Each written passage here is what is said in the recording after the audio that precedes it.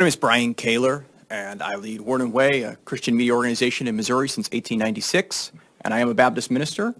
And I think worship and going to church is really important. But I also think that this bill goes too far. Like the sponsor, I hope that none of us live through a pandemic again. But I am afraid that if this passes and there is another pandemic, it will make our communities less safe. It will tie the hands of public health officials.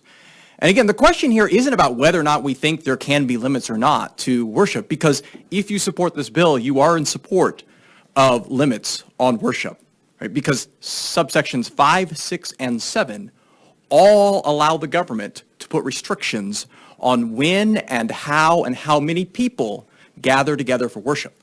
So the question here isn't whether or not you're for freedom or you're not. The question is, do you think there should be a pandemic privilege for religion? Should we have an exception just for pandemic health measures and not for other type of health measures as addressed in subsections 5, 6, and 7?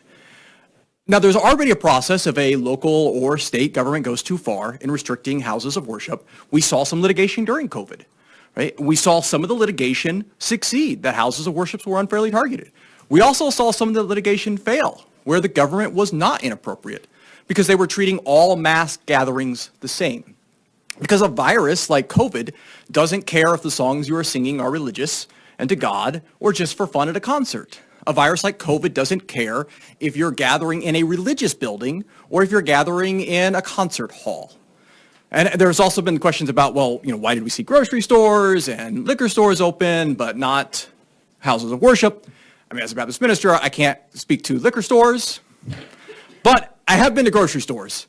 And when I go to grocery stores, I generally don't stand around for an hour greeting everyone, singing songs, right, participating in an act of public worship, right? Mass gatherings is the category we're talking about, not just any type of place that might be open or not, right? And so again, we saw litigation with the First Amendment nationally, as well as in Missouri's constitutional protections for religious freedom, that said that some of these restrictions were fine as long as houses of worship were not unfairly targeted. And that's the key. So I think, again, this bill would tie the hand of public health officials and make our communities less safe. So I urge you to vote against it, and I'm happy to answer any questions. Thank you. Any questions?